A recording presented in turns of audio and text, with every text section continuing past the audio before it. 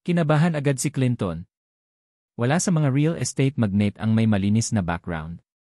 Maganda ang kalagayan ni Clinton sa mga nakaraang taon at hindi lumalampas sa dagat, ngunit sa mga unang taon ng kanyang karera, ginawa niya ang lahat ng masasamang paraan para makuha ang lupang gusto niya. Bigla na lang, nakatanggap ulit ng tawag si Clinton mula sa isa sa mga dati niyang kasosyo sa negosyo. "Hello." Agad na sinagot ni Clinton ang tawag. Sabi ng nasa kabilang linya, "Clinton, bakit hindi mo ako pinansin pagkatapos mong yumaman? Maaari tayong magpatakbo ng negosyo ng magkasama at kumita ng kaunting pera. Narinig ko na may nag-alok ng $15 milyong para sa ebidensya laban sa iyo. Alam ko talaga kung ano ang ginawa mo noong business partners tayo." May pagtatampo na ekspresyon sa mukha, tumahol si Clinton, "Galit ka? Sa tingin mo makakatakas ka kapag may nangyari sa akin?" Sabi ng nasa kabilang linya habang tumatawa, "Calm down, Clinton, don't get so worked up. Hindi ko sinabing expose kita. Kung gusto kitang ilantad, tatawagan ba kita? Ikaw ang aking kaibigan. Paano kaya kita ipagkakanulo?" Gayunpaman, Clinton, medyo nahihirapan ako nitong mga nakaraang araw. Pahiram sa akin ng $8 milyong. Humingi siya ng $8 milyong. Saka parang wala siyang balak ibalik yung pera. Kung hindi nangyari ang insidente ni Jordan, hindi na lang niya pinansin ang kahilingan ng lalaking ito na pautang. Gayunpaman, sa sitwasyong ito, kung hindi niya pinahiram ang lalaking iyon ng $8 milyong, maaaring talagang ilantad niya si Clinton ng $15 milyong kung mapipilitan siya sa isang sulok. Sinabi ni Clinton, "Buddy, may maglilipat ako ng $8 milyong sa iyong account. Kami ay malapit na kasosyo sa negosyo at gusto kong i-rope ka para sa aking susunod na proyekto.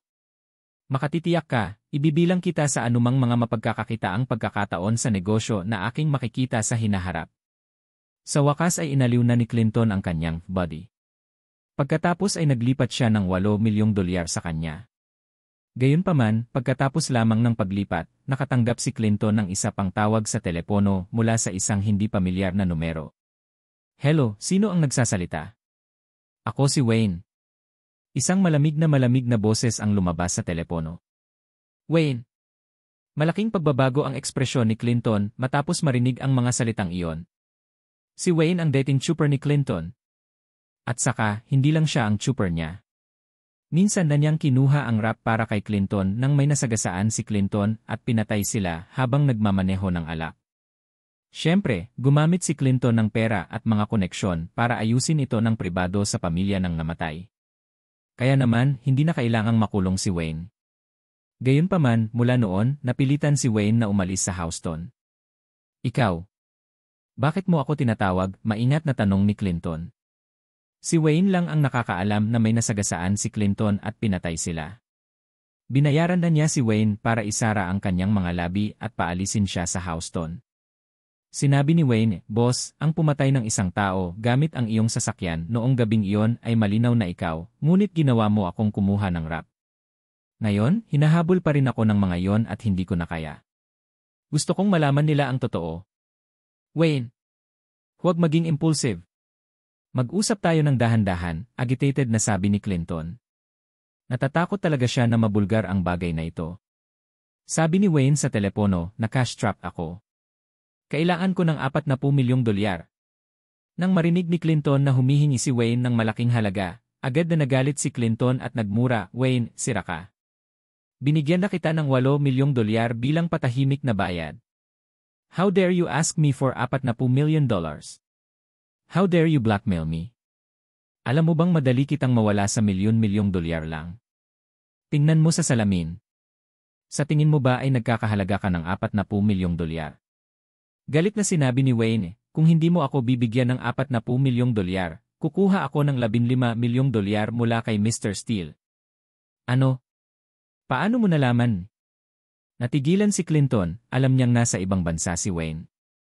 Gayunpaman, hindi niya inaasahan na kahit si Wayne, na wala sa bayan, ay malalaman ang tungkol sa alok ni Jordan na $15 milyong para sa kontrobersyal na balita tungkol kay Clinton.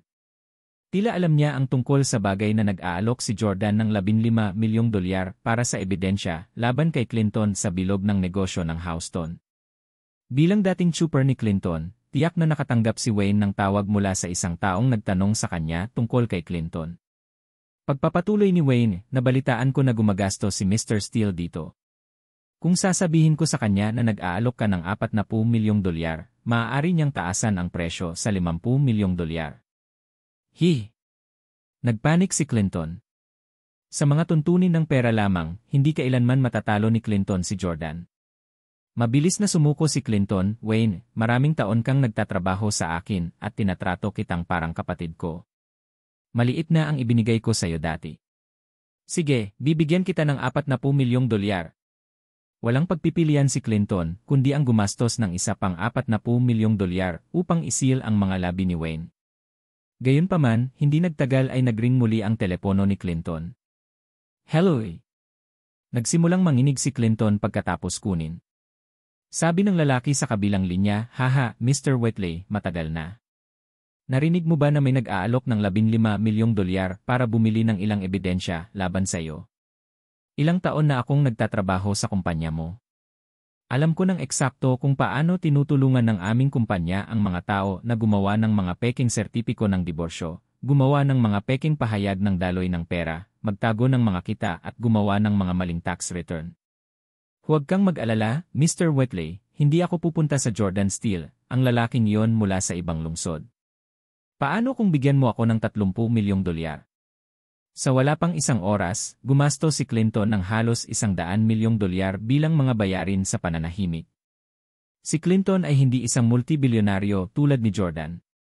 Karamihan sa kanya ay mayroong ilang daang milyon, kaya ang 100 milyong dolyar ay maglalagay ng malaking pinsala sa kanyang bangko. Ring ring. Nagriring pa rin ang phone ni Clinton.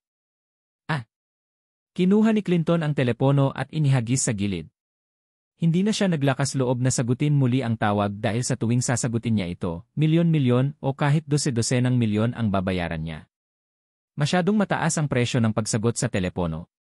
Hindi na makatiis pa, kinuha ni Clinton ang kanyang cellphone at tinawagan si Russell. Hello.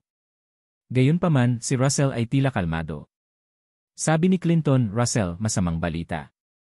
Gumagastos si Jordan Steele ng 15 milyong dolyar para bumili ng ebidensya laban sa akin. Mahinahong sinabi ni Russell, well, I heard about it ngunit hindi mo kailangang mag-alala. Ang mga negosyante sa Houston ay lubos na nagkakaisa at palaging napakampiling laban sa mga tagalabas. Kahit na may nakakaalam sa iyong mga nakaraang maling gawain, hindi ka nila masasaktan at makikinabang sa mga tagalabas. Ayusin mo na lang sa pera. Napaluha si Clinton. Anya, nasettle ko ito sa pera. Gumastos ako ng halos 100 milyon sa maikling panahon.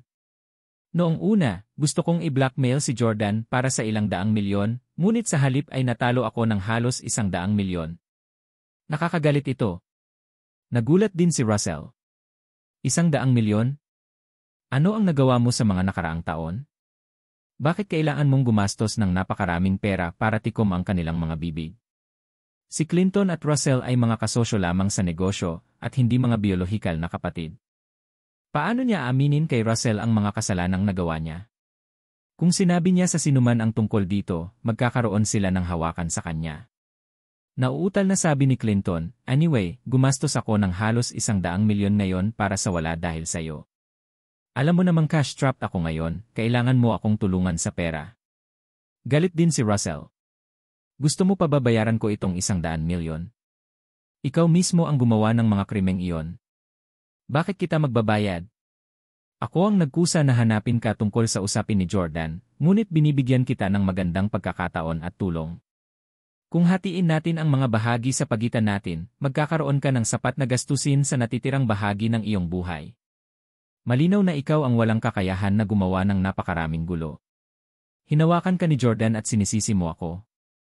Lutasin ang sarili mong mga problema. Kung ayaw mong makipagtulungan, magwala ka. Maraming tao ang gustong makipagtulungan sa akin. Pagkasabi nun ay ibinaba na ni Russell ang telepono. Ang bastos na si Russell. Malakas na nagmura si Clinton.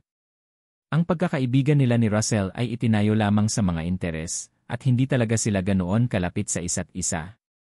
Fine, hindi mo ako babayaran ng kahit 1 sentimos, ha?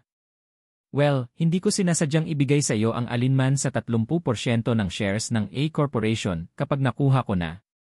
Hindi pinansin ni Russell si Clinton, na hindi kailanman nagkaroon ng intensyon na tuparin ang kanyang pangako na ibigay sa kanya ang kalahati ng 30% ng mga pagbabahagi ng A Corporation, gayunpaman. Pinlano niyang panatilihin ang lahat ng 30% ng shares ng A Corporation nang hindi nagbibigay ng anuman kay Russell noong una. Maliwanag, halos walang tiwala at pagkakaibigan sa pagitan ng dalawa, kaya hindi nakakapagtakang magsalita si Russell ng mga ganoong maaanghang na salita. Iyan 80 milyon na lang. Dahil nagastos ko na, kakalimutan ko na lang. Kapag natakpan ko na ang mga labi nitong mga taong may ebidensya laban sa akin, wala nang magagawa si Jordan Steele. Pagdating ng oras, kailangan pa rin niyang masunurin na magdala ng 12 ng bilyong dolyar sa akin. Sa pag-iisip nito, muling sinagot ni Clinton ang mga tawag isa-isa. Kasabay nito, sa presidential suite ng Intercontinental Hotel sa Houston.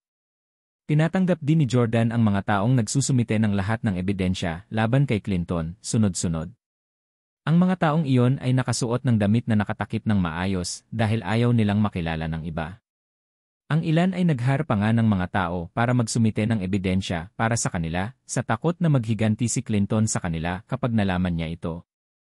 Gayunpaman, ang ebidensya na mayroon ang mga taong ito laban sa kanya ay walang batayan o hindi mapatunayan. Mayroon ding ilan na hindi sapat ang pagkondena upang pilitin si Clinton na pumayag. Biglang nagulat si Tim sa pintuan, "Younger Jordan, may isang babaeng may mahabang paa na papalapit."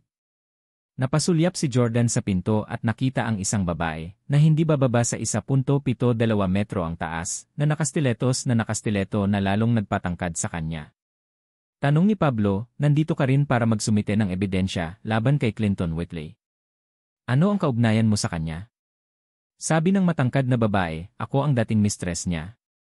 Clinton Whitley isn't a man of his word. He promised he will give me a villa in Agency Hills even if we broke up. Pero ngayon, itinapon niya ako dahil nakahanap siya ng ibang babae at ang binigay niya sa akin ay isang bag sa halip na isang villa." Nagtawanan si Jordan at ang iba pa. Talagang hinamak nila ang mga kabataan at magagandang babae na magiging may bahay ng matatandang lalaki para sa pera. Gusto niya ng isang multi-million-dollar villa para sa 2 taon na siya ay natulog sa kanya. Kung may ganoong kadali sa mundo, hindi na kailangang magsumikap pa ang lahat ng babae. Matutulog na lang sila sa mayayamang lalaki. Tinanong ni Jordan, "Anong ebidensya laban sa kanya ang iniaalok mo?" Sumagot ang matangkad na babae, siya ay may isang ginang na itinatago niya sa kanyang asawa. Isa nga itong kontrobersyal na balita tungkol kay Clinton, ngunit hindi ito masyadong kapaki-pakinabang. Kung si Clinton ay isa ng sikat na may-ari ng isang nakalistang kumpanya o isang sikat na celebrity, talagang makakaapekto sa kanyang karera ang hindi magandang balita tungkol sa kanyang pribadong buhay at pamilya. Gayunpaman, hindi gaanong sikat si Clinton. Isa lamang siyang walang pangalan na property developer at real estate magnate. Nalantad man ang kanyang extramarital affair at mistress, halos hindi ito makakasama sa kanya. Sinabi ni Pablo, "Gusto namin ng ebidensya laban sa mga krimen ni Clinton Whitley na hahadlang sa kanya. Kung ano ang laban mo sa kanya ay malamang na hindi gagana. Alisin mo siya." Nang marinig ang utos ni Pablo, itinaas ni Tim ang kanyang kamay at sinubukang hilahin ang matangkad na babae. Dahil sa galit, sinabi ng matangkad at magandang babae habang kinakaladkad, "Hindi ba ang pakikipagtalik sa labas ng asawa ay itinuturing na ebidensya laban sa kanya?" Si Jordan, Pablo at ang iba pa ay tumawa ng malakas dahil ang mga ebidensyang inilalantad niya ay gagawing katatawanan si Clinton. Bigyan siya ng $2,000 bilang gantimpala sa pagpapasaya sa atin. Bili ni Jordan kay Tim. Bagamat hindi siya nagbigay ng anumang material na nakamamatay kay Clinton, ang nakakatuwang ebidensya na mayroon siya ay nagkakahalaga pa rin ng kaunting pera. Gayunpaman, pagkaraan ng ilang minuto, patuloy na tumitingin si Jordan sa oras upang makitang malapit na magnegatibo 11 ng gabi. Kung wala pa siyang mapanghamak na ebidensya, malamang na hindi makikita ni Jordan si Victoria ngayong gabi. Habang si Jordan ay nababalisa, muling pumasok si Tim at sinabing, "Imang Steele, may nasa pintuan na isang medyo may edad na babae." "Oh." Bahagyang nagulat si Jordan nang makitang may babaeng nasa loob ng 40 na nakatayo sa pintuan, nakasuot ng ordinaryong damit. Tumingin siya medyo plain. Masasabi ni Jordan na galing siya sa isang katamtamang background. "Pakipasok," sabi ni Tim sa medyo may edad na babae. "Okay." Tumango ang babae at pumasok na medyo hindi komportable na nakayuko ang ulo, medyo kinakabahan. Hindi kaya dahil hindi pa siya nakakita ng ganoong karangyang presidential suite. Naguguluhan si Jordan. Si Clinton ay itinuturing na isang mayamang tao sa lungsod na ito. Paano siya nasangkot sa isang ordinaryong babae? Lumapit si Pablo at nagtanong, mayroon ka bang ebidensya laban kay Clinton? Umiling ang nasa katanghaliang gulang na babae. Naiinip na sinabi ni Pablo, tiyak na hindi ka napunta sa maling lugar, di ba? Tim, dalhin mo siya. Bakit mo siya dinala rito nang hindi man lang nakakakuha ng malinaw na ideya sa sitwasyon? Sa kanyang pagtataka, ang babae ay nag-aalalang sinabi, wala akong anumang ebidensya laban kay Clinton Whitley, ngunit mayroon akong ebidensya laban sa kanyang anak. Oh. Ngayon ay interesado sina Jordan at Pablo at ang iba pa. Minsan, para sirain ang isang tao, hindi mo naman siya kailangang harapin ng personal. Ang pakikitungo sa kanilang mga pinakamalapit na kamag-anak ay gagana rin. Inilabas ng nasa katanghaliang gulang na babae ang kanyang telepono at ibinigay kay Pablo bago sinabing, narito ang isang video ng kanyang anak na binubuli ang kanyang mga kaklase sa paaralan. Kinuha ni Pablo ang telepono at iniabot kay Jordan, na sakasinipa ang play button. Ipinatong ni Jordan ang kanyang baba sa kanyang kamay at nagsimulang mag-isip. Ang karahasan sa paaralan ay isang seryosong krimen na magpapatunay ng pagkakulong ng higit sa 6 na taon. Gayunpaman, kung minsan, posibleng suhulan ang mga magulang ng biktima para makatakas ito. Bukod, maraming mga magulang ang nakadarama na ang mga bata ay dapat bigyan ng mas magaan na pangungusap at isang pangalawang pagkakataon. Alin ang anak ni Clinton Whitley? Tanong ni Pablo. Ang Stumpy, sagot ng nasa katanghaliang gulang na babae. Kumunot ang noo ni Pablo at sinabing, Younger Jordan, kahit na lumabas ang video na ito, natatakot akong hindi matatakot si Clinton, di ba? Tumango si Jordan. Tiningnan ni Pablo ang nasa katanghaliang gulang na babae at sinabing, ang iyong ebidensya ay hindi nagkakahalaga ng $15 milyong, ngunit may magpapalipat ako ng $15,000 sa iyo. Gayunpaman, ang nasa katanghaliang gulang na babae ay nabalisa at sinabing, talagang milyon-milyon ang halaga nito. Subukang i-blackmail si Clinton Whitley gamit ito at tiyak na bibigyan kanya ng higit sa $15 milyong. Biglang naramdaman ni Jordan na may mali. Dahil ang video na ito ay nagkakahalaga ng napakaraming pera, bakit hindi ka humingi sa kanya ng pera sa halip? Ibinaba ng nasa katanghaliang gulang na babae ang kanyang ulo at sinabing, I don't dare to. I'm his domestic helper at kapag nalaman niya, patay na ang pamilya ko. So siya ang kanyang kasambahay. No wonder kamukha niya. Gayunpaman, naguguluhan pa rin si Pablo. Hindi ba ito ay isang video lamang ng kanyang anak na nambugbog sa isang tao? Paano ito magiging sulit ng ganoong kalaking pera? Bakit pipigilan ni Clinton ang video na ito na lumabas kahit gaano pa ang halaga? Sa sandaling ito, sumilay ang ngiti sa mukha ni Jordan dahil alam na niya ang sagot. Ang laro sa pagitan ng Jordan at Clinton ay malapit nang matapos. Ang nanalo ay si Jordan, ngumiti si Jordan at inutusan si Pablo, bigyan mo ang babaeng ito ng reward na $15 milyong at pagkatapos ay ipadala ang video na ito kay Clinton Whitley. Tapos na ang laro. Hindi pa rin maintindihan ni Pablo ang nangyayari. Ano ang nangyayari? Bakit ang video na ito ay nagkakahalaga ng napakaraming pera? Tiningnan ni Jordan ang nasa katanghaliang gulang na babae at sinabing, ang punto ay hindi ang anak ni Clinton Whitley kundi ang matangkad na bata sa tabi niya, tama ba? The middle-aged woman gave Jordan thumbs up and said, yes, that kid is the child of a government official whom Clinton Whitley is very close to. That official is the one who helped Clinton Whitley clinch lots of his development projects. If something happened to him, Clinton will not be able to bear the consequences. Napangiti si Pablo nang sa wakas ay naunawaan na niya ang nangyayari. Mabilis niyang ipinadala ang video kay Clinton. Matapos makita ni Clinton ang nilalaman ng video, natakot siya on the spot kaya binalik niya kaagad ang tawag. Hello? Hello, ito ba si Emma Steele? Anong hinahanap mo, Emma Steele? Buddy, pakibigay ang telepono kay Emma Steele. May urgent akong sasabihin sa kanya, please. Ibinaba ni Clinton ang sarili at tila sobrang kinakabahan.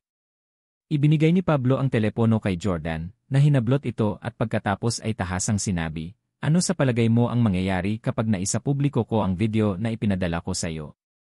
Sinabi ni Clinton, huwag gawin yan. Hindi mo dapat isapubliko ang video. Kapag lumabas na ang video, hindi na makakatuloy ang anak ko sa paaralang iyon at malamang na mapadala siya sa kulungan. Sa account na bata pa at insensible ang anak ko, pwede mo ba siyang bigyan ng pagkakataon? Bibigyan kita ng $1,000,000, okay? Nagmura si Jordan sa mismong lugar. Binili ko ang video sa halagang $15,000,000 at bibigyan mo ako ng $1,000,000. Sabihin sa akin kung sino ang nagbenta sa iyo ng video at bibigyan kita ng $15,000,000. Sabi ni Clinton na may pamatay na aura. Malamig na yumuko si Jordan at sinabing, sa tingin mo ba sasabihin ko sa'yo? Isa pa, hindi mo naman talaga alam kung ano ang halaga ng video na ito, hindi ba? Kailangan mo bang sabihin sa iyo ang pangalan ng batang bumugbog sa isa pang kaklase, kasama ang iyong anak, at kung sino ang kanyang mga magulang? Elmo Steele! Elmo Steele! Si Clinton naman ay parang humihikbi agad. Elmo Steele, nagkamali ako. Hindi mo dapat isapubliko ang video o matatapos na ito para sa akin. Tama ang katulong. Ang ama ng isa pang bata sa video ay dapat na tagapagtaguyod ni Clinton. Kung ang anak ng kanyang backer ay magkakaroon ng ganoong pag-ugali, ito ay makakasama sa kanyang karera at imahe.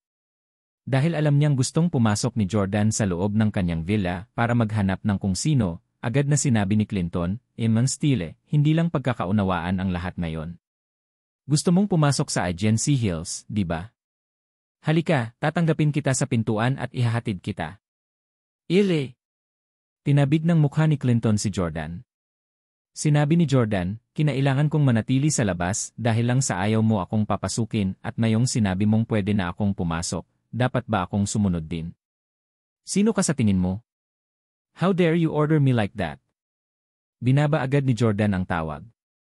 Elmo Steele! Elmo Steele! Sa loob ng villa, patuloy na tinatawagan ni Clinton si Jordan, doon lang niya napagtanto na binaba na niya ang tawag. Dahil sa labis na pagkabalisa, sinubukan niyang tumawag muli, ngunit tumanggi man lang sumagot si Jordan. Hindi, kailangan kong hanapin siya at siguraduhin hindi niya ikakalat ang video. Naalala ni Clinton na ilang oras ang nakalipas, sinabi ni Jordan na papaluhod siya para makiusap na papasukin siya habang umiiyak. Akala niya noong una ay pambata lang ang ginagawa ni Jordan, pero ngayon, parang nagkatotoo na. Malinaw na sinadya ni Jordan na magmakaawa si Clinton sa kanya. Clinton, saan ka pupunta? Pumayag ba ang lalaking iyon na bigyan ka ng 30% ng shares ng A Corporation? Kapag naging presidente ka ng A Corporation, hayaan mo akong maging deputy president. Lumapit ang long-legged beauty at niyakap si Clinton. Sa isang sandali ng galit, sinampal ni Clinton ang babae sa mukha at sumigaw, maligaw ka. Deputy President Lightfoot. Mabilis na tumakbo si Clinton sa Intercontinental Hotel sakay ng kanyang sasakyan at nakarating sa presidential suite kung saan naroon si Jordan. Elmo Steele. Nilunok ni Clinton ang kanyang pagmamalaki at tumingin kay Jordan ng nakangiti sa kaawa-awang paraan. Anong ginagawa mo dito? Tanong ni Jordan, kahit alam na niya ang sagot. Sinabi ni Clinton, Elmo Steele, naparito ako para sunduin ka para pumunta sa villa ng Agency Hills. Alam kong nandoon ang babae mo, si Victoria Clark. Smack! Bago pa man gumawa ng kahit ano si Jordan, sinampal ni Pablo si Clinton at tumahol, bastard. Alam mo na nandoon ang babae ni Elmo Steele at hindi mo siya pinapasok ngayon lang. Sinubukan mo pang i-blackmail. Tinakpan ni Clinton ang kanyang mukha at sinubukang tiisin ang sakit. Elmo Steele, I didn't have choice. It was that scoundrel Russell who insisted that Miss Clark stay in Loy Villa. He even told me he wanted to ask you for 30% of the shares of A Corporation and once I do, he'd take 20% and give me isa 0%. Sobrang hinahangaan ko sina Elmo Steele at Miss Clark. Kayong dalawa ang power couple ng business world, kaya tinanggihan ko siya kaagad. Pero pinilit ako ni Russell Miller na makipagtulungan, at wala akong choice kundi sumuko dahil hawak niya ako. Napangiti si Jordan, hindi alam kung nagsasabi ba siya ng totoo. Marami kang ebidensya laban sa'yo. Nakakolekta na kami ngayon ng 12-dosenang piraso ng ebidensya laban sa'yo. Walang magawa si Clinton. Marami ba? Malinaw na ngayon si Clinton kay Jordan, na alam kung ano ang kanyang mga trump card. Nilamon ni Clinton ang kanyang pagmamataas at bumagsak sa lupa na may malakas na kalabog. El Hostil, mangyaring maglakbay sa Agency Hills, nakikiusap ako sa'yo. Sinabi noon ni Jordan na kapag hindi siya pinapasok ni Clinton sa sandaling iyon, malapit na siyang magmakaawa sa kanya na pumasok.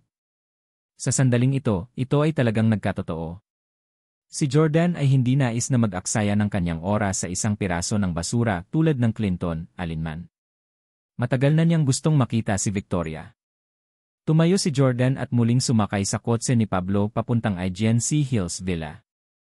This time, sumasaludo sa kanya ang dalawang guard sa pinto.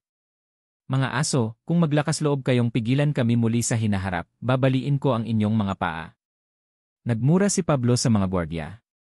Kung hindi nagmamadali si Jordan na makita si Victoria at sa gayon ay walang oras na pag-aksayahan sila, matagal na silang itinapon ni Pablo sa dagat. Hindi nagtagal, sa paunguna ni Clinton, huminto ang ilan sa kanila sa isang villa. Lumapit si Clinton at pinagbuksan si Jordan ng pinto ng kotse. Itinuro niya ang villa na nasa harapan niya, Yem Steel, ito ang villa kung saan nakatira si Miss Victoria Clark. Bukas pa ang ilaw, kaya hindi pa siya natutulog. Pumasok ka na sa loob. At saka, bago ka pumasok, pwede mo bang sirain ang video? Naalala ni Jordan na sinubukan lang siyang i-blackmail ni Clinton para sa 10 bilyong dolyar na ikinagalit pa rin niya. Masyado niyang madaling palayain si Clinton sa pamamagitan ng pagpapalaya sa kanya ngayon. Tumingin si Jordan sa paligid ng villa area para lang matuklasan na medyo maganda ang kapaligiran at palamuti. Maaari itong ituring na isang first-class na residential area sa Houston. Sabi ni Jordan, maganda ang pagkakagawa ng mga villa dito at gusto ko talaga. Gusto kong bumili ng set para sa aming mga lalaki. Isa para sa amin ni Victoria, isa para sa aking hipag, Emily, isa para kay Pablo, isa para sa Salvatore. Sa kabuuan. Nang marinig ni Jordan na nagsasabing gusto niyang bumili ng ilang villa, agad na tumakbo si Tim mula sa likuran at sinabing, Iman Stile, huwag mo akong kalimutan. Sinulyapan ni Jordan si Tim at sinabing, isa para kay Tim. Kailangan ko ng 5, Inner Whitley, magbenta ng 5 villa sa akin. Ngumiti si Clinton at sinabing, ang average na presyo namin dito ay Sinabi ni Jordan, bigyan mo siya ng $100,000. Ang bawat villa ay nagkakahalaga ng $20,000. Tanggapin mo ito, hindi ko sila makukuha ng libre. Namutla ang mukha ni Clinton, seryoso, buddy, putulin ito. Ang bawat villa dito ay nagkakahalaga ng hindi bababa sa ilang milyong dolyar. Gayunpaman, babayaran mo lang ako ng $20,000. Ito ay daylight robbery. Nang marinig na maaari silang magkaroon ng isang villa sa halagang $20,000, tuwang-tuwa sina Pablo at Salvatore. Sabay-sabay silang nagchorus, salamat, Im Steel. Si Pablo at ang kanyang barkada ay naglakbay mula Orlando patungong Texas, pagkatapos ay sa Ise, at ngayon sa Houston. Masasabing maraming mapanganib na gawain ang ibinigay sa kanila, ngunit ni minsan ay hindi sila nagreklamo. Saka hindi naman sila katulad ng mga empleyado ni Jordan, kaya hindi niya sila mabigyan ng sweldo. Kahit nabigyan niya sila ng pera, maaaring hindi nila ito gusto. Kaya naman, nais din ni Jordan na bigyan si Pablo ng ilang mga benepisyo. Ang pagbibigay sa bawat isa sa kanila ng isang multimilyong dolyar na villa ay maituturing na isang gantimpala para sa kanilang pagsusumikap at upang italaga nila ang kanilang sarili sa pagtatrabaho ng husto para sa kanya sa hinaharap. Napaluha si Clinton. Na may malungkot na hitsura sa kanyang mukha, sinabi niya kay Jordan, Yang ang stile, huwag kang magbiro sa akin. Hindi kita mabebenta ng 5 villa sa halagang $100,000. To be honest with you, gumugol ako ng 10 milyon sa isang gabi para suhulan ang iba sa pagbibigay sa iyo ng ebidensya laban sa akin. Ginastos ko na lahat ng liquid fund ko. Isa na akong walang pera ngayon. Kung gusto mong bigyan kita ng 5 villa, malamang magiging pulubi na ako bukas. Nagpanggap si Clinton na nakakaawa, sinusubukang makuha ang simpatya ni Jordan. Gayunpaman, matapos malaman ni Jordan na napakaraming nakakondena na ebidensya laban kay Clinton at nalaman na siya ay isang tuso, mabisyo at walang pusong hamak, sabik siyang makita si Clinton na maging pulubi. Inakbayan ni Pablo ang balikat ni Clinton at sinabing, Young or Whiteley stop lying. Sinaktan mo si Emma Steele. Sa tingin mo, posible bang patawarin ka ni Emma Steele nang hindi kumukuha ng ilang villa mula sa'yo? At saka, hindi naman kami magbabayad. Bibigyan ka namin ng $100,000 para sa kanila. $100,000? Ibig mong sabihin ito ay isang malaking halaga. Ang 5 villa na ito ay nagkakahalaga ng milyon-milyong dolyar sa kabuuan. Talagang gustong umiyak ni Clinton, at kinasusuklaman niya ang kanyang sarili dahil sa pagiging gahaman sa pera, para lang magalit ang isang mabigat na tao tulad ni Jordan. Wala na sa mood si Jordan na makipag-usap kay Clinton tungkol sa mga ito. Napakalapit ni Victoria at hindi na siya makapaghintay na makita siya. Parang isang siglo na ang nakalipas mula nang makita ko si Victoria Lee. Bumuntong hininga si Jordan. Naging abala talaga siya kina Hailey, Brad, at Chloe kamakailan kaya napabayaan si Victoria. Mabilis na naglakad si Jordan patungo sa gate ng villa. Gayunpaman, sa kanyang pagpasok, 2 figura ang biglang tumalon palabas ng patio. Ano ang sinusubukan mong gawin? Pinigilan nilang dalawa si Jordan na lumayo pa. Kumunot ang noo ni Jordan at lumingon para sulyapan si Clinton.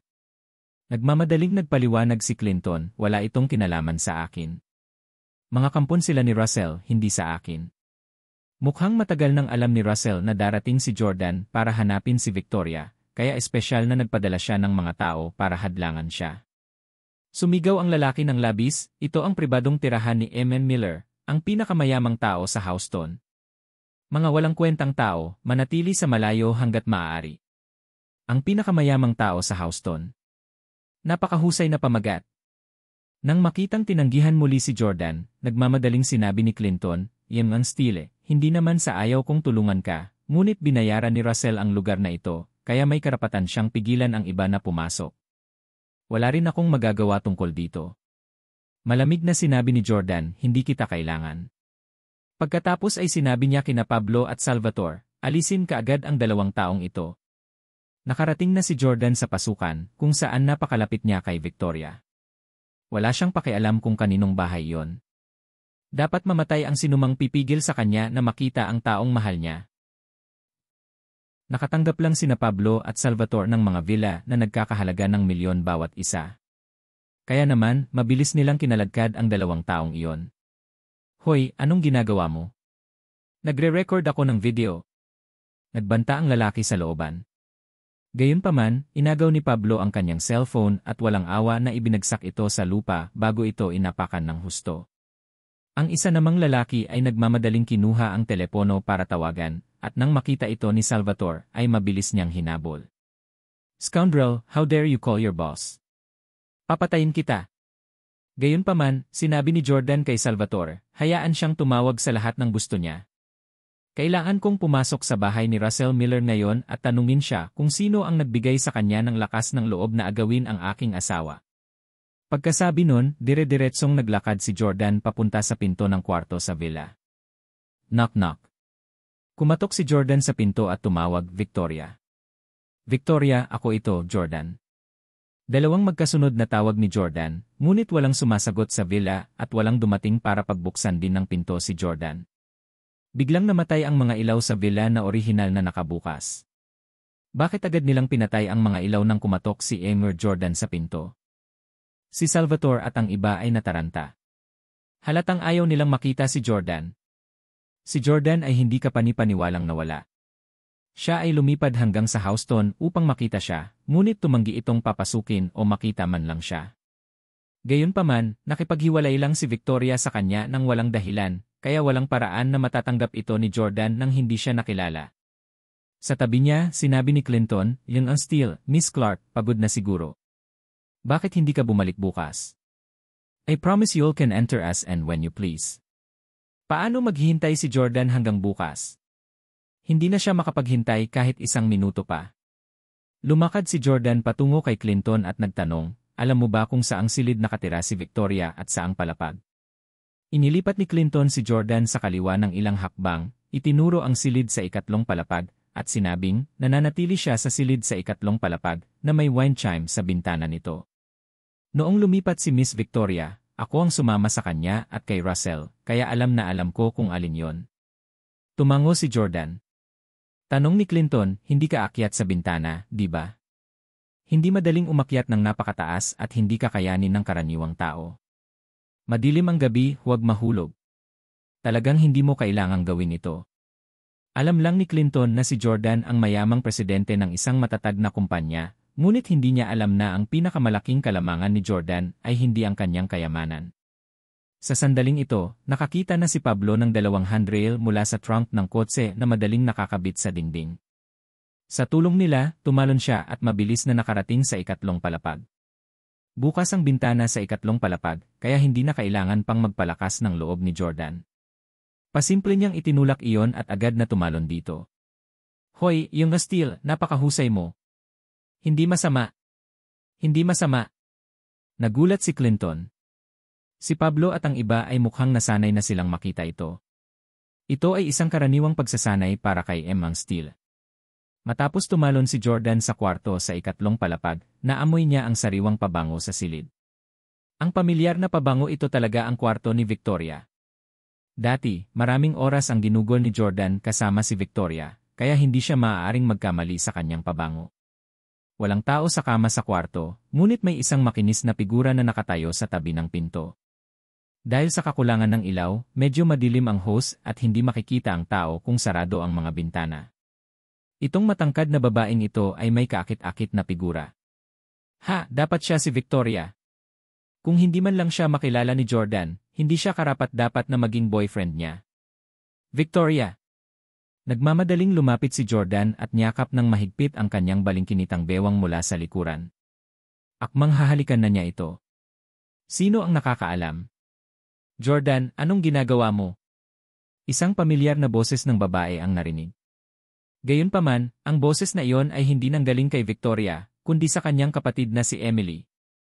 Ninanamnam ni Jordan ang pakiramdam na muling makasama ang kanyang mahal sa buhay pagkatapos ng mahabang panahon. Gayunpaman, pagkatapos marinig ang boses ni Emily, mabilis niyang binawi ang kanyang mga kamay at umatras ng isang hakbang na parang nakuryente. Buti na lang at hindi bukas ang mga ilaw sa bahay sa mga sandaling ito, kaya walang nakakita kung gaano ka-awkward si Jordan. Emily. Nauutal na sabi ni Jordan. Anong malapit na ahit? Kung si Emily ay tumawag sa isang segundo, hahalikan ko na siya. Kung makikita ni Victoria ang eksenang iyon, hindi niya maipaliwanag ang sarili. Galit na binuksan ni Jordan ang mga ilaw sa silid at nang makita niyang si Emily nga iyon, sinabi niya, Emily, anong ginagawa mo dito? Hindi ba ito ang kwarto ni Victoria? Hinala ni Jordan na nagsisinungaling si Clinton sa kanya. Namumula rin si Emily at medyo natatakot na tumingin kay Jordan. Awkward niyang sinabi, ito ang kwarto ni Victoria. Umakyat ako para kumuha ng kung ano pero pagpasok ko pa lang, bigla akong pinatay ni Victoria ang ilaw. Madilim dito at may night blindness ako. I don't dare to walk about too. Tatayo lang ako dito. Sabi ni Jordan, oh I see. Matapos makita ni Emily si Jordan, bigla siyang napahagikik at nanunukso, Jordan, bagay ka talaga. Sumampa ka talaga sa bintana para makita ang kapatid ko. Gusto ko ang plot na ito. Umiling si Jordan at nagtanong, nasaan ang kapatid mo? Tinuro ni Emily ang labas at sinabing, nasa sala siya sa unang palapag. Dali, humingi ka ng tawad sa kanya. Hihintayin ko ang iyong mabuting balita. Hoy, kailangan mo bang dalhan kita ng isa pang unan? Kapag napatawad ka ni Victoria, siguradong akyat siya sa taas para matulog. Aba, ang tagal na ninyong hindi nagkikita. Haha. Lihim na napahagikik si Emily, iniisip sa sarili na mahilig makipagbiruan si Victoria kay Jordan. Tumingin si Jordan sa higaan ni Victoria at sinabing, okay lang, aalis na kami ni Victoria kapag nagkaayos na kami. Ito ang bahay ni Russell. Ayokong tumira kayo dito. Emily nga pala, bumili din ako ng ilang villa dito. Isa para kay Victoria at isa para sa'yo. Nang marinig ito, natigilan si Emily. Anong sabi mo? Gusto mo bilhan kita ng isang villa dito? Nakangiting tumango si Jordan. Natuwa si Emily at niyakap si Jordan sa mismong lugar. Hinalikan pa niya si Jordan sa pisngi at napabulalas, salamat Jordan. Ikaw ang pinakamahusay. Dahil sa sobrang awkward, pilit na pinunasan ni Jordan ang bahagi ng pisngi niya na kagagaling lang ni Emily. Kung nakita yon ng kapatid mo, hindi niya ako papansinin kahit buong gabi ko siyang kumbinsihin. Gayunpaman, si Emily ay napaka-bold at liberal. Sabi niya, haha, okay lang, tinanggal ko na ang makeup ko at wala akong suot na lipstick. Just go, press on. Sinuri ni Jordan ng mabuti ang salamin at lumabas, pagkatapos lamang makumpirma na walang paraan na masasabi ni Victoria ang anumang bagay. Madilim pa sa labas ng kwarto. Binuksan ni Jordan ang flashlight ng kanyang cellphone at dahan-dahang bumaba ng hagdan. Pagkatapos ay bumulong siya sa walang laman na villa. Victoria, nandito ako. Pagdating ni Jordan sa sala sa unang palapag ay tuluyan ding inilabas ni Victoria na nakaupo sa sofa ang remote control at binuksan ang mga ilaw sa sala. Bumukas ang ilaw at muling nakita ni Jordan si Victoria. Tila mas payat siya sa pagkakataong ito kumpara noong nagkita sila, ngunit matikas pa rin siya gaya ng dati. Itinaas ni Victoria ang kanyang ulo upang tingnan si Jordan, ngunit pagkatapos tingnan, umiwas siya ng tingin bago sinabing, ito ang bahay ni Russell. Bawal kang pumasok ng ganito. Hindi inaasahan ni Jordan na susugurin siya ni Victoria sa kanyang inasal sa sandaling magkita sila. Alam ni Jordan na dapat ay naiinis si Victoria sa kanya, kaya mabilis itong tumakbo para hawakan ang mga kamay nito. Anya, Victoria, pasensya na kung hindi kita nakakasama lately. Kasalanan ko ito. Huwag ka nang magalit sa akin, okay? Inalis ni Victoria ang kanyang kamay at malamig na sinabi, Eman Steele, pakigalang ang iyong sarili. Ako ang nobya ni Russell ngayon. Napatingin si Jordan at biglang napansin ang singsing na suot ni Victoria sa kanyang ring finger sa sandaling iyon. The moment he saw the ring, Jordan's heart collapsed. Itong singsing di ba yung binigay ko sa'yo? Galing ba kay Russell?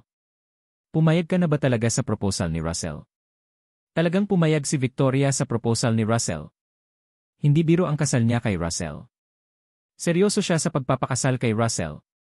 Hindi naglakas loob si Victoria na tumingin ng diretsyo kay Jordan.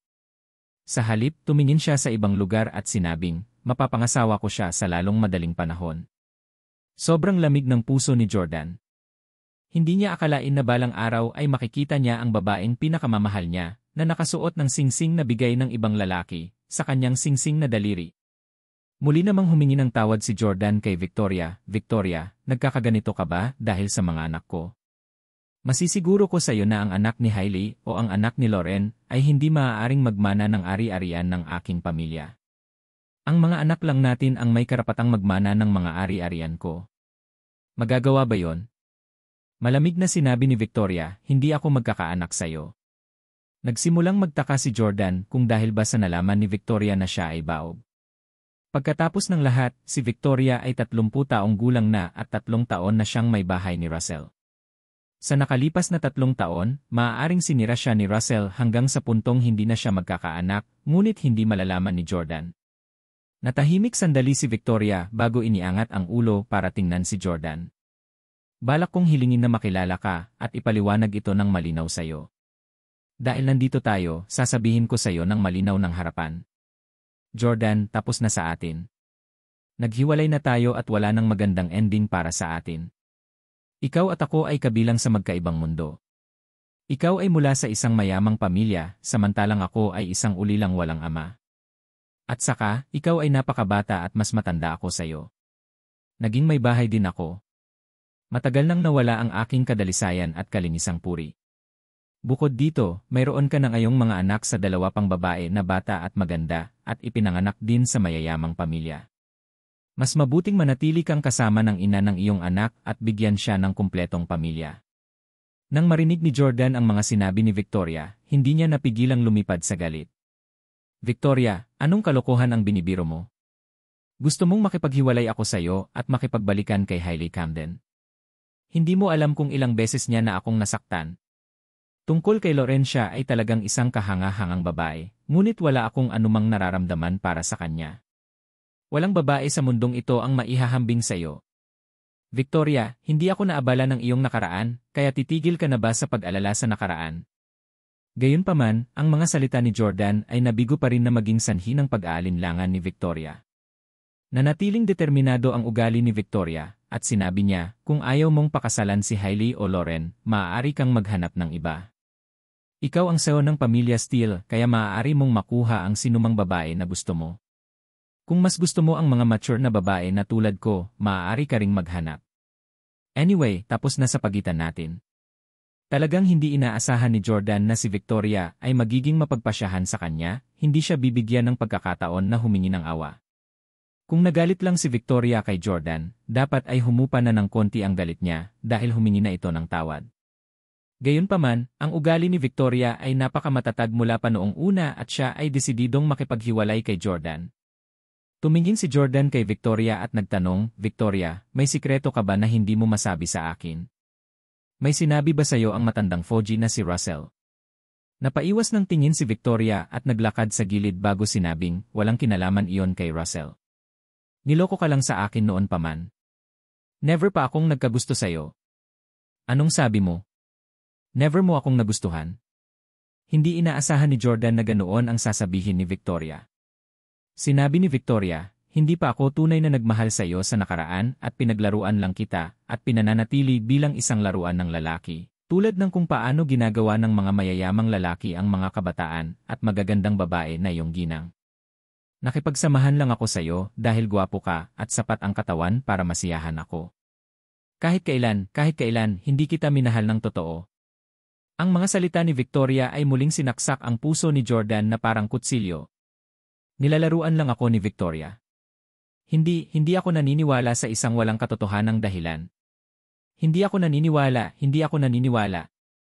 Hindi ka naman ganoong klaseng babae." Naghisteryosong sabi ni Jordan. Tiyak na gagawin ni Rachel ang isang bagay dahil noon pa man ay nasisiyahan siyang gawin ang mga kabataang lalaki bilang kanyang mga laruan. Malamig na yumuko si Victoria at sinabing, "Jordan, napakalinis mo. Hindi ka taka-taka na ilang beses kang niloko ni Hailey. Kahit ang anak niya ay hindi mo pag-aari.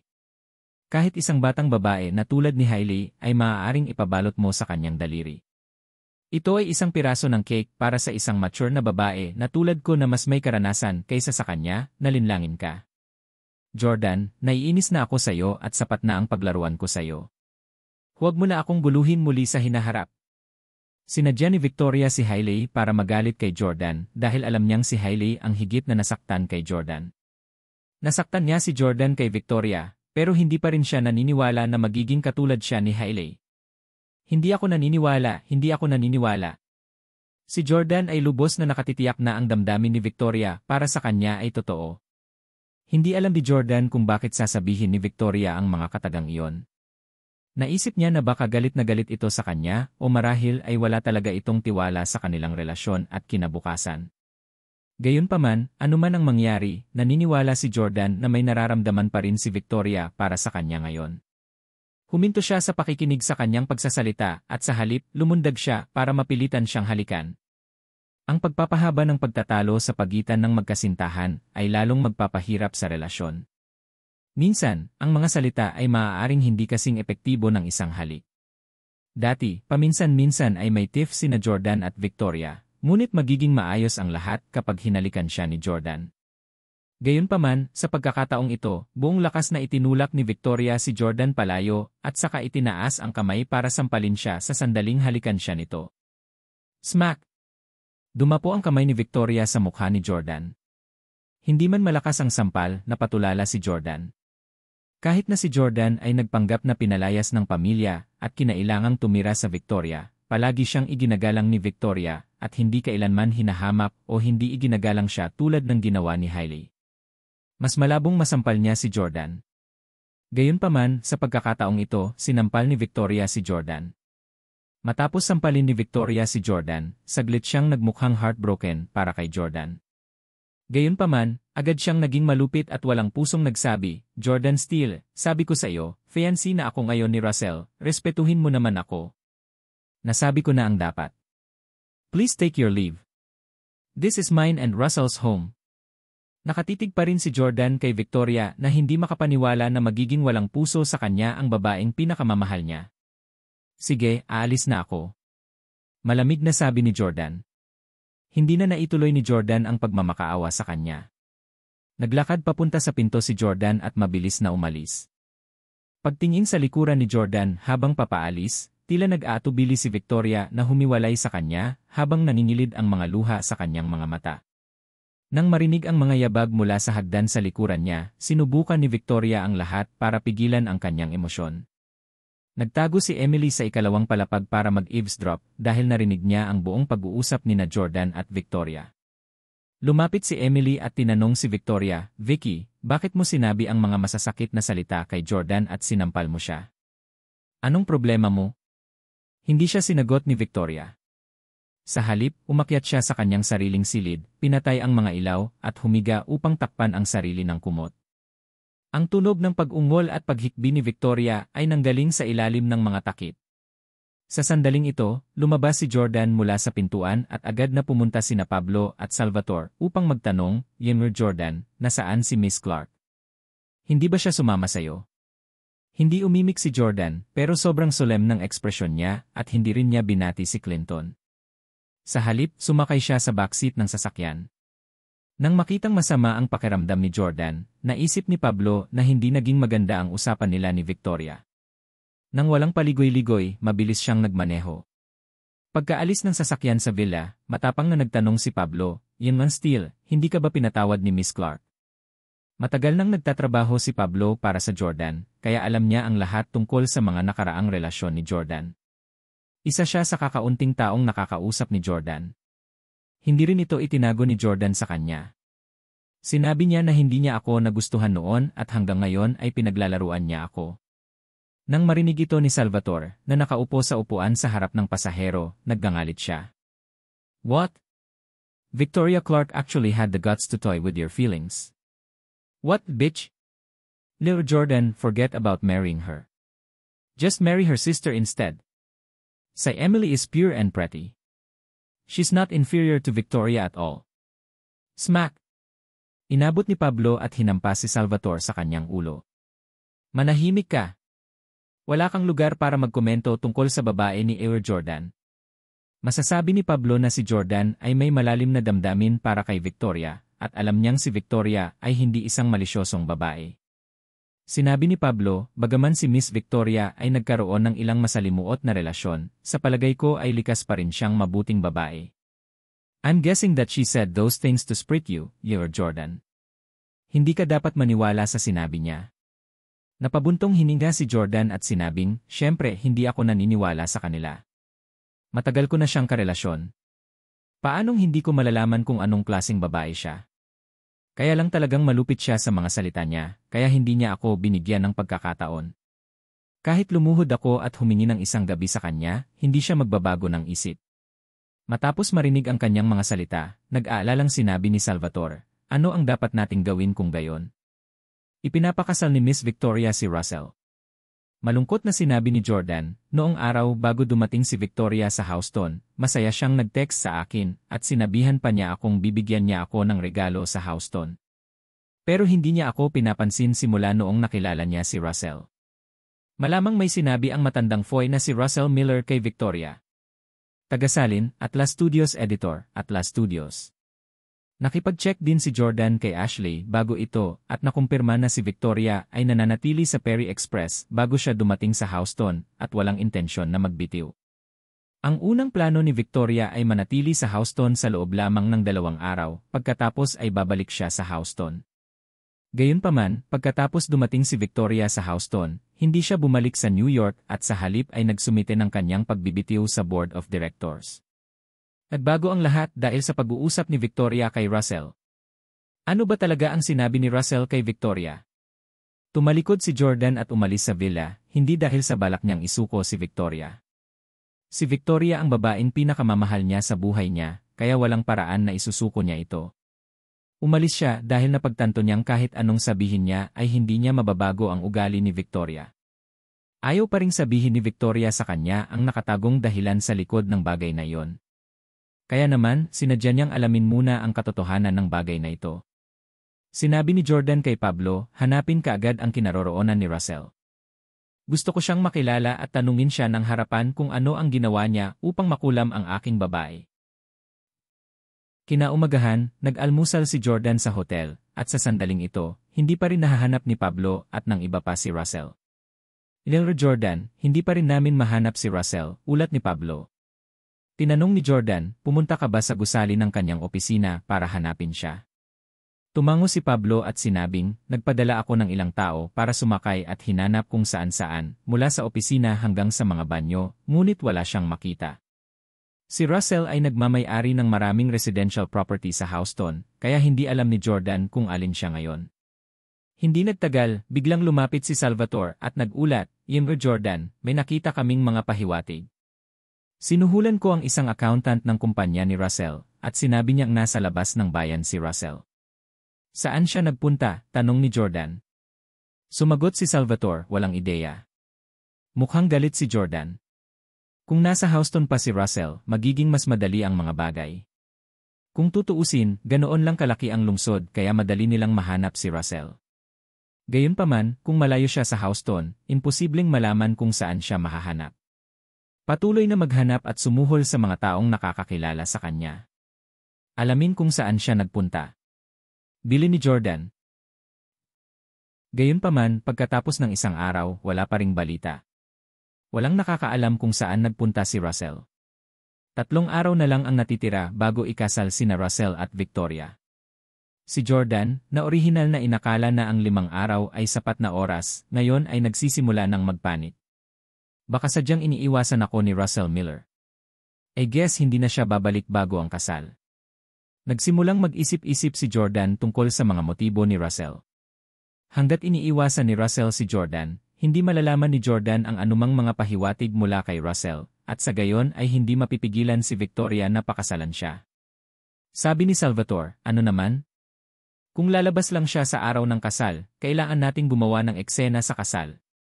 Ayaw makita ni Jordan si Victoria na nakasuot ng damit pangkasal para kay Russell dahil gusto niyang siya lang ang magsusuot ng wedding gown. Naalala niya ngayon kung gaano siya hindi komportable nang makita niyang nakasuot ng wedding gown si Hailey noong araw ng kasal niya kay Kaiden sa Jade Villa. Biglang naisip ni Jordan, dahil ikakasal na si Russell, siguradong dadalo sa kasal ang kanyang mga kamag-anak. Noong huling beses na naghapunan ako kasama si Russell, naalala kong sinabi niya na mayroon siyang anak na babae na nagtapos sa Stanford. Dati, inimbitahan ni Jordan si Russell na maghapunan sa marangyang yacht ni Bill Gates, at nagtanong si Russell tungkol sa antas ng edukasyon ni Jordan. Nang sabihin ni Jordan na nag-aral siya sa kolehiyo sa Stanford, ipinagmalaki ni Russell na ang kanyang anak na babae ay nagtapos din sa Stanford. Nagmamadaling inutusan ni Jordan si Pablo, alamin kung ang anak ni Russell ay nasa Houston. Dapat ay halos kasing edad siya ni Victoria, mga 30 taong gulang. Sa kalahating araw, nahanap ni Pablo ang kinaroroonan ng anak ni Russell, na tumutupad sa inaasahan ni Jordan. Ngumiti si Pablo at sinabing, "Younger Jordan, nalaman namin na ang anak ni Russell ay si Shai, na ngayon ay nakapila sa isang sikat na restaurant sa Prince Road kasama ang kanyang kasintahan. Gusto mo bang magpadala ako ng isang tao na maghahatid sa kanya para makita ka?" Umiling si Jordan. Dahil sikat na ang araw ngayon, mag-imbita sila ng gulo kung kukunin nila si Shai sa pamamagitan ng puwersa. Ihanda ang sasakyan. Pumunta tayo para tingnan, sabi ni Jordan. Hindi nagtagal, dumating sina Jordan at Pablo sa sikat na restaurant para makitang marami na talagang nakapila, lalo na't malapit na ang tanghalian. Alin si Shai? Tanong ni Jordan. Itinuro ang isang babae na kinulayan ng blonde ang buhok at magkahawak kamay sa isang lalaki sa harapan, sinabi ni Pablo, "Iyon." Napatingin si Jordan sa malayo. Naalala niya na dapat kasing edad ni Victoria ang anak ni Russell. Gayunpaman, si Shai ay tila higit sa edad na 35 dahil ang kanyang kondisyon sa balat ay malayo sa perpekto, kaya mas mukhang mas matanda siya. Mas masama ang hitsura niya kaysa kay Victoria, na, bagaman 30 taong gulang, ay hindi naiiba sa isang 25 taong gulang na babae mula sa likod o sa gilid. Siyempre, hindi dapat husgahan ng isa ang isang libro sa pabalat nito. Tila nagmamahal si Shai sa lalaking hawak niya ang kamay.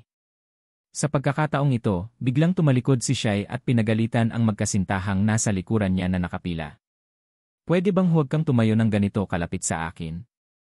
Hindi mo ba alam kung ano ang social distancing?" Mukhang 18 years old pa lang ang mag-asawang nasa likod niya. Sabi ng bata, "Ngunit hindi kami ganoon kalapit sa iyo." Nakita rin ni Jordan na medyo may distansya sa pagitan ng dalawa. Gayunpaman, ang linya ay masyadong mahaba at imposibleng tumayo ng napakalayo sa isa't isa. Kung hindi, ang linya ay pupunta hanggang sa kalsada. Hindi nakipagtalo si Shai sa mga tao sa likod. Sa halip, sinabi niya sa kanyang kasintahan, "I hate it here. There are uncultured boors everywhere." Sabi ng lalaki, nakakabahala talaga ang kalidad ng mga tao rito. Malamig na yumuko si Jordan. Dahil nakapunta na siya sa maraming bansa sa mundo, alam ni Jordan na hindi lahat ay may kultura at ang pagputol ng pila ay umiiral saan man sa mundo.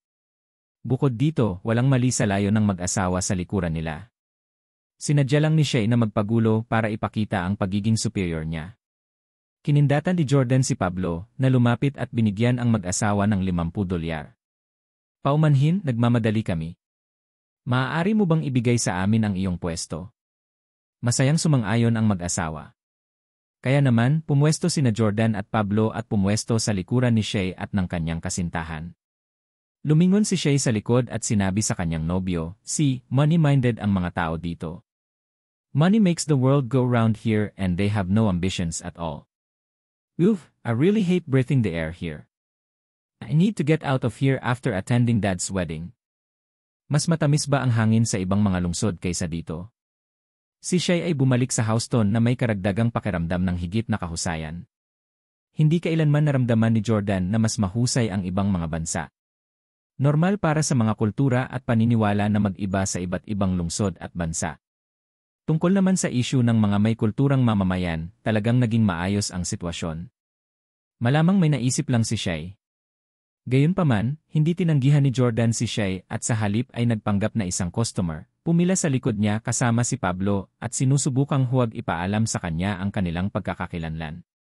Siyempre, maaari rin niyang ihayag ang kanyang pagkakakilanlan at pagkatapos ay kaladka rin siya sa kanyang sasakyan para tanungin siya kung nasaan ang kanyang ama. Gayunpaman, nahulaan ni Jordan na dahil sa kanyang mapagmataas na personalidad, hindi madaling sumuko si Shay. Siya ay kabilang sa uri ng mga taong marunong gumamit ng batas para protektahan ang kanilang sarili. Napagdesisyonan ni Jordan na sundan na lang muna siya kung malalaman niya ang kinaroroonan ni Russell sa pamamagitan ng pag-eavesdrop sa usapan nila ng boyfriend. Maya-maya, kina Russell at Jordan na. Sabay silang apat na pumasok sa sikat na restaurant. Nakahanap muna ng upuan si Shay at ang kanyang nobyo habang si Jordan at Pablo ay nakaupo sa likuran nila para mag-eavesdrop. Ito ay nangyari na may isang mag-asawang binubuo ng isang lalaki at isang Ukrainian na mahabang paa na dilag na nakaupo sa kanilang kanan. Magkahawak kamay at kumakain ng sikat na dessert ang Chinese na lalaki at ang Ukrainian beauty habang kinukunan ng litrato at pinopost ang mga ito sa Instagram. Pagkatapos nilang makita ni Jordan ang dalawa, laking loob niya dahil naisip niya na malamang na courier ng Perry Express ang Ukrainian girl. Ang dahilan kung bakit ginawa iyon ni Jordan ay para umasa na mas maraming lalaki sa via ang makakahanap ng mga mapapangasawa. Laking gulat niya nang makita sila ni Shay. Ito ay talagang nakakadiri. May isang magandang babae na nakikipag-date sa isang pangit na lalaki. Ang mga lalaking Amerikano ay hindi karapat-dapat sa gayong napakagandang kagandahan. Ang lahat ng ito ay may kasalanan ng may kapansanan na presidente ng Perry Express na talagang nag-isip ng ideya ng pag-recruit ng mga kababaihan mula sa ibang bansa upang lutasin ang sitwasyon ng mga lalaking Amerikano na naiwan sa mga estante. Ang mga talunan ay nararapat na manatiling walang asawa. Galit na galit si Jordan nang marinig ang kanyang mga salita. Shay Miller, kung maaari kang magkaroon ng isang foreign boyfriend, bakit ang isang Amerikanong lalaki ay hindi maaaring magpakasal sa isang dayuhang babae? Ikaw ay karapat-dapat, ngunit ang iba ay hindi. Hindi pinapansin ni Pablo, kaya hindi niya alam kung ano ang sinasabi ni Shay, pero masasabi niyang nagbago na ang ekspresyon ng mukha ni Jordan, kaya nagtanong siya, anong problema? Ikinaway ni Jordan ang kanyang kamay at sinabing, wala. Bagamat nais ni Jordan na turuan si Shay at baguhin ang kanyang kakilakilabot na mga pananaw, hindi ito ang layunin ng kanyang pagbisita. Hindi nagtagal, narinig ni Jordan na nagtanong ang foreign boyfriend ni Shay, hindi pa namin nakikita ang papa mo simula nang bumalik kami. Saan siya nagpunta? Kailan ko siya makikilala? Nang marinig ni Jordan ang tanong na iyon ay agad niyang inayos ang katawan. Palihim na pala siyang nagtatago malapit sa kanilang dalawa. Madali niyang nakuha ang kinaroroonan ni Russell sa pamamagitan ng paggawa nito. At saka, magiging mas totoo ang sagot na makukuha niya. Kung pipilitin niyang sagutin si Shay, baka magsinungaling ito. Dahan-dahang sumagot si Shay, nag-out of town ang tatay ko, pero hindi ko alam kung saan siya nagpunta. Natatakot ako na makikita lang namin siya sa araw ng kasal niya sa ika-15 ng Marso. Nang marinig ang sagot na ito, baka sa mukha ni Jordan ang pagkabigo. Talagang nagtago si Russell mula sa Jordan, at maging ang kanyang anak na babae ay hindi alam kung nasaan siya. Sinabi ni Jordan kay Pablo, "Tara na." Nataranta si Pablo, hindi mawari kung bakit gustong umalis kaagad ni Jordan pagkaupo nila. Iniisip niya kung alam na ni Jordan ang sagot. Tatayo na sana ang dalawa nang biglang nagsalita ang nobyo ni Shay sa pagkakataong ito, "Kung ganoon ay magkikita muna tayo ng bagong asawa ng iyong ama." Si Victoria ang tinutukoy niya. Sa sandaling nabanggit nila si Victoria, tumigil si Jordan sa paggalaw. Galit na tumahol si Shay, "Yenye, ano ang makikita sa asong iyon? Asawa."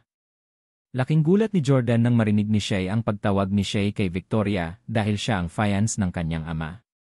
Paano niya nagawang bastusin si Victoria? Tumawa ang nobyo ni Shay at sinabing, "Wow, parang napaka-prejudice mo sa kanya." Ngumisi si Shay at sinabing, "Hindi mo alam pero itong babaeng papakasalan ng tatay ko ay kaklase ko talaga." Gulat na sabi ng kanyang nobyo, "Oh my God, ang tatay mo ay nagpakasal sa isang batang babae. Maganda siya, ha?" Hindi naman itinanggi iyon ni Shay. "She's indeed very pretty. That's really she's a brazen hussy. Since her parents passed, wala nang magbibigay sa kanya ng marangyang buhay, kaya nakipag-hook up ang bitch na yon sa tatay ko. Ang tatay ko na ngayon ang pinakamayamang tao sa Houston na may net worth na bilyon-bilyon. Hindi ko siya papayagang pakasalan ang babaeng ito, kung hindi, lahat ng pera niya ay agawin niya." Ngumisi si Jordan. Mukhang hindi rin pumayag ang anak ni Russell sa kasal na ito. Alam ni Shay na si Victoria ay isang ambisyosong babae na very career-minded, kaya ayaw niyang pakasalan niya ang kanyang ama. Batay sa puntong iyon lamang, sina Jordan at Shay ay maaaring ituring na nasa parehong panig. Sa sandaling ito, biglang sinabi ni Shay, "Honey, ang gwapo ng kaibigan mong si Bale.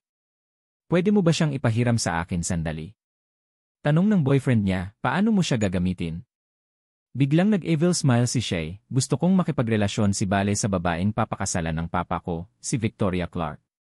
Kapag nagkabit na sila, hindi na siya kailangang pakasalan ng tatay ko, haha." Anong malisyosong babae? Kukuha talaga siya ng lalaki para gawing cuckold ang kanyang ama.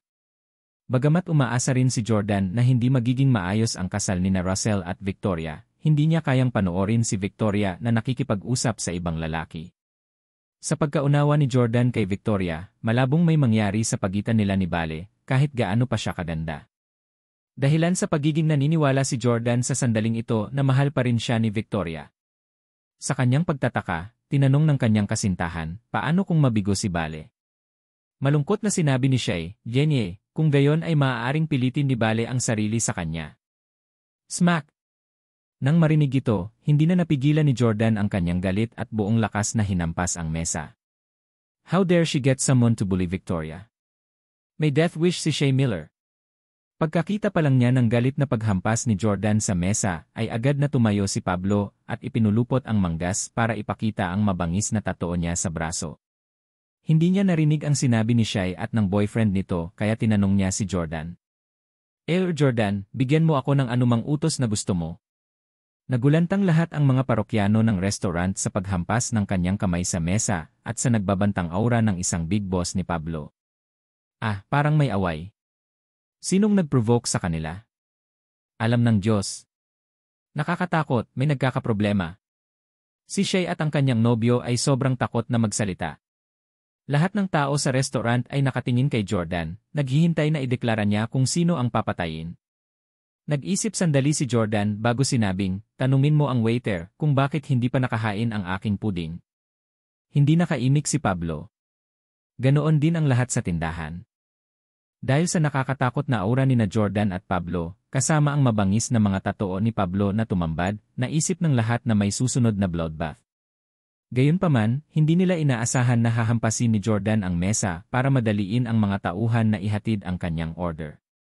Bilang isang malaking boss, medyo awkward din si Pablo. Gayunpaman, sinabi pa rin niya sa boses na puno ng sarap. Lumapit siya sa waiter at nagtanong, bakit hindi pa naihain ang cherry blossom jelly natin?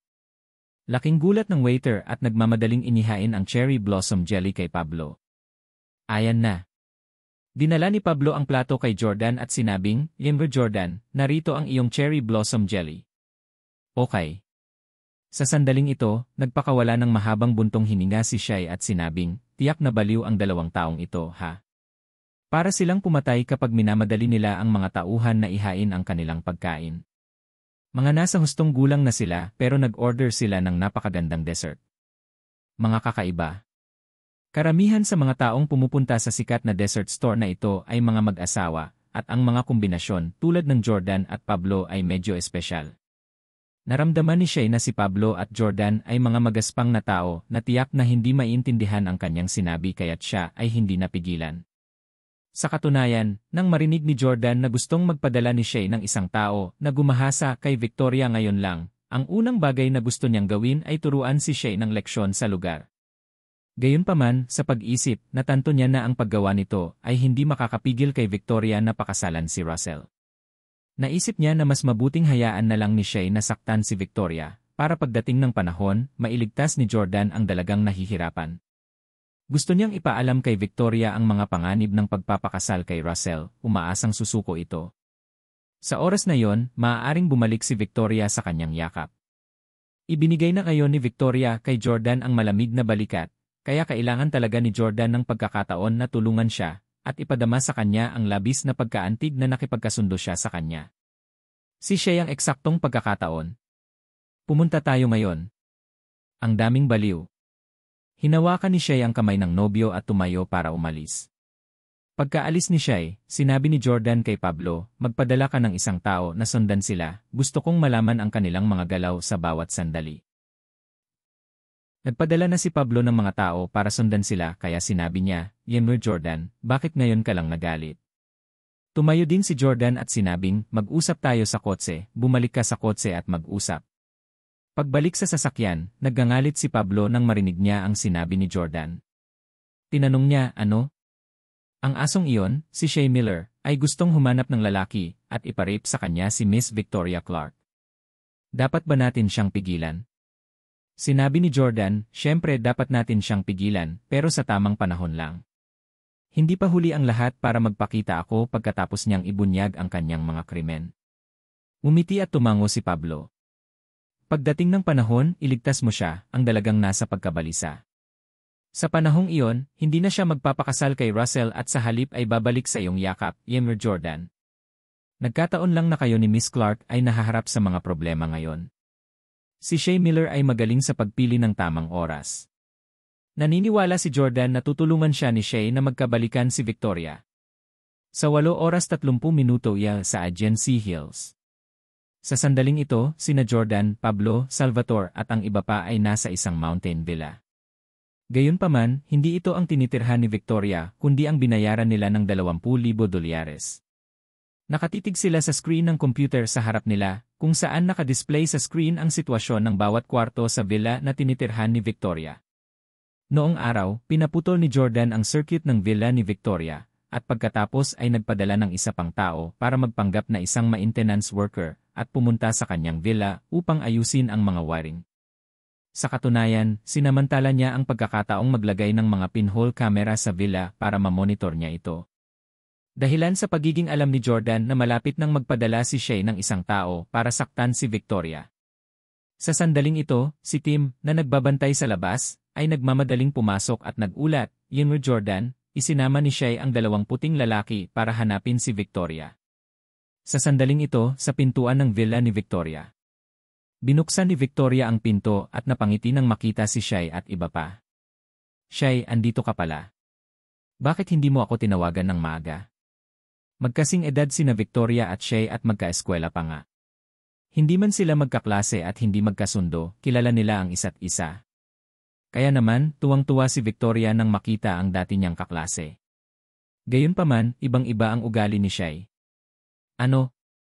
Kailangan ko bang gumawa ng appointment ng maaga para makabalik sa bahay ng aking ama? Sinabi ni Victoria, hindi iyon ang ibig kong sabihin. Ibig sabihin, hindi ko alam na babalik ka. Kaya kung ipinaalam mo sa akin ng maaga, maaari kitang sunduin sa airport. Malamig na yumuko si Shai at pumasok sa villa. Sinabi niya, hindi ako mangangahas na abalahin ka na sunduin ako. Muntik ka nang maging madrasta. Hindi ko kayang gawin yon. Sumunod sa kanya si Victoria at sinabing, Shai, wag mong sabihin, schoolmates tayo dati. Umiling si Shay at tumahol, alam mo pa naman na schoolmates kita eh. Schoolmate kita, pero gusto mong maging nanay ko. Victoria, masyado kang walang hiya sa paggawa nito para sa pera. Sa mga sandaling ito, bumaba si Emily mula sa ikalawang palapag at galit na galit nang makitang hinahampas ni Shay si Victoria. Lumapit si Emily at sinabing, Shay Miller, sinong pinapagalitan mo? Bakit hindi mo kagalitan ang iyong ama sa pagiging walang hiya? Kamamatay lang ng asawa niya at ngayon ay nagpakasal na siya sa mas bata sa kanya. How dare you say na pinakasalan ng kapatid ko ang tatay mo para lang sa pera? Alam mo ba kung ilang lalaki ang humahabol sa kapatid ko? Lahat sila mas mayaman, mas bata at mas gwapo kay Russell Miller. Emily, huwag kang maglabas ng kalokohan. Sinaway ni Victoria si Emily. Nagalit din si Shay. Brat, nakatira ka sa bahay ng aking ama, at mayroon ka pa ring lakas ng loob na pagalitan ako. Mukhang may kumpiyansa ka. Kung mayroon kang kailangan, bumili ng sarili mong villa at umalis ka sa tahanan ng aking ama. Sumakit ang ilong ni Emily. Kinasusuklaman niya ito kapag sinabi ng mga tao na inuokupa niya ang mga bagay ng ibang tao. Sa sobrang galit na sinabi ni Emily, sino ba ang may pakialam na tumira sa iyong masamang bahay? Dahil doon, nagpalit ng sapatos si Emily at lumabas. Emily. Kahit anong tawag ni Victoria sa kanya, ayaw bumalik ni Emily. Ngumiti ng matamis si Shay. Gusto lang niyang asarin si Emily dahil kung hindi umalis si Emily ay hindi niya magagawa ang kanyang masamang plano. Sa sandaling ito, naging mahinahon ang tono ni Shay at sinabi niya, Victoria, huwag mo akong sisihin sa pagiging malupit. Kung ikaw sa akin at ang tatay mo ay magpakasal sa isa mo sa mga dati mong kaklase pagkatapos ng pagkamatay ng iyong ina, magiging komportable ka ba sa ganoon? Naunawaan ni Victoria ang naramdaman ni Shay, kaya malumanay niyang sinabi, Shay, naiintindihan ko ang nararamdaman mo. Tumango si Shay, saka itinuro ang 2 puting lalaki sa likod niya. Sabi niya, hayaan akong ipakilala, ito ang aking kasintahang si Jack, at ang isa ay si Bale. Ikinagagalak kong makilala ka. Ikinagagalak kong makilala ka. Magkahiwalay silang nakipagkamay kay Victoria. Gayunpaman, malabo ang pagkakamay ni Bale dahil hindi niya kayang bitiwan ang kamay nito ng matagal. Malinaw na nakita ni Jordan ang eksenang ito sa pamamagitan ng footage ng surveillance camera sa screen. Hindi lang matagal na hinawakan ni Bale ang kamay ni Victoria sa kanyang kanang kamay bago ito binitawan, may kahina-hinalang titig din siya sa kanyang mga mata. Dahil nasa bahay si Victoria, naka-shorts siya na naka-expose sa kanyang mahaba at fair legs. Kaya hindi maiwasan ni Bale na sumulyap sa napakagandang figure ni Victoria na may masamang tingin na nakatago sa kanyang mga mata na kayang basahin ng lahat ng lalaki. Dapat may death wish siya. How dare he harbor designs on Loy Girl? Naikuyom ni Jordan ang kanyang mga kamao. Hindi niya nagustuhan si Bale nang makita niya ito. Gayunpaman, hindi pa ibinunyag ni Shay ang kanilang agenda, kaya hindi maaaring magpakita ngayon si Jordan. Sa villa ni Victoria, ngumiti si Shay at naglakad patungo sa dining hall. Hindi ka pa nagdi-dinner, di ba? Nagkataon na hindi rin tayo kumakain. May dala si Bale ng isang boat ng 1,900 at 76 Lafite mula sa Chateau Lafite sa France. Victoria, uminom ka sa amin. Bahagyang nag-alinlangan si Victoria. Ano? Lumipad kami pabalik dito, at hindi ka man lang gustong makipag-isang baso ng alak sa amin. Parang hindi nasisiyahan si Shay. Hindi siya kayang tanggihan ni Victoria kaya sumuko siya. Sige, iinom ako sayo. Nagkusa si Shay na buksan ang boat ng red wine, nagsalin ng ilan sa baso ni Victoria, at mumiti kay Victoria. Ipinakilala niya, Victoria, ang kaibigan natin dito, si Bale, ay mula sa France. Siya ay kabilang sa isa sa 5 pinakamayamang pamilya sa France, kung saan siya ay namumuno sa dakilang kapangyarihan. Si Bale ay nagmamay-ari ng maraming wineries, luxury goods, langis, at lahat ng bagay na maiisip mo. Siya ay nagkakahalaga ng higit sa 12 ng bilyon. Kumunot ang noo ni Jordan at nag-isip ng mabuti nang marinig iyon. Medyo may kaunting pangunawa din si Jordan sa France. Alam niyang wala sa mga miyembro ng 5 pinakamayayamang pamilya sa France ang pinangalan ng Bale. Malamang pinalaki ni Shay ang background ng pamilya ni Bale para magustuhan ni Victoria si Bale. Kung tutuusin, maraming babae ang sumasamba sa mayayamang siyon, kaya mas mataas ang tsansa na magtagumpay kung ang isang lalaki ay magpapanggap na mayaman at susubukang manligaw ng mga babae. Gayunpaman, naniniwala si Jordan na si Victoria ay hindi isang materialistikong babae. Saka may na-date na si Victoria na kasing yaman ni Jordan. Ang lahat ay tila mga ordinaryong mamamayan. Oh, really? Nice to meet you. Nag-aaral din ako ng French nitong mga nakaraang araw. Magalang nang umiti si Victoria kay Bale at nakipag-chat din sa kanya ng French. Kakaiba. Bakit natuto ng French si Victoria? Noong nililigawan niya si Jordan noon, hindi marunong mag-French si Victoria, at ngayong kakabreak niya lang sa kanya, theoretically she should be feel upset. Kaya naman, paano siya nasa mood na matuto ng French? Palihim na naisip ni Shay, Victoria Clark, isa kang mahilig sa pera na puta. Pagkasabi ko palang na French si Bale, sinabi mo agad na nag-aaral ka ng French. Halatang gusto mo lang makalapit kay Bale. Ha, pero ito ay mabuti. I wanted you to sleep with Bale in the first place, anyway. Hinamak ni Shay si Victoria. Pagkatapos ay sinabi niya, Bale, dahil nag-aaral ng French si Victoria, bakit hindi mo na lang siya maging private tutor at turuan siyang mabuti? Anya, isang karangalan na maging guro ng dilag na ito. Sant, cheers! Itinaas din ni Victoria ang kanyang baso at ikinawit ito ng kay Bale. Sant, tagay! Nagtaka si Jordan na si Victoria ay may kaaya-ayang pakikipag-usap kay Bale at tila seryoso siyang nag-aaral ng Pranses. Sinubukan niyang makipag-chat kay Bale sa French at tinanong pa niya ito tungkol sa sitwasyon sa France. Sina Pablo, Salvatore at iba pa ay pawang nakasquat sa harap ng monitor. Bagamat naririnig nila ang kanilang mga boses, hindi nila maintindihan ang usapan sa French. Tanong ni Salvatore, bakit sobrang nag-enjoy si Victoria habang nakikipag-usap sa Frenchman na yon? Tiyak na hindi naman talaga siya na-in-love sa kanya, di ba? Smack! Hinampas ulit ni Pablo ang ulo ni Salvatore at pumalpak, anong kalokohan ang daldal mo? Paanong ang babaeng mahal ni Air Jordan, posibleng ganoong klase ng murang babae na umiibig lang sa kahit kanino? Sa sandaling ito, biglang nagtanong si Shay, nga pala, Victoria, parang naaksidente ang tatay mo sa France, di ba? Malungkot ang ekspresyon ni Victoria bago tumango. Noon lang napagtanto ng Jordan kung bakit papayag si Victoria na makipag-usap kay Bale. Hindi dahil sa nagustuhan niya ito. Dahil lang sa nakilala ng ama ni Victoria ang isang sakuna sa France noon, kaya gusto niyang malaman ang higit pa tungkol sa France sa pamamagitan ni Bale. Humigop ng alak si Shay at sinabing, nakakalungkot na namatay ang iyong ama sa murang edad. Kung hindi namatay ang tatay mo, hindi kita magiging stepmother ngayon. Pagkasabi noon ay parang na-realize niya na hindi nararapat ang sinabi niya. Iniba niya agad ang usapan. Nagbibiro lang ako, don't mind me. Inom tayo.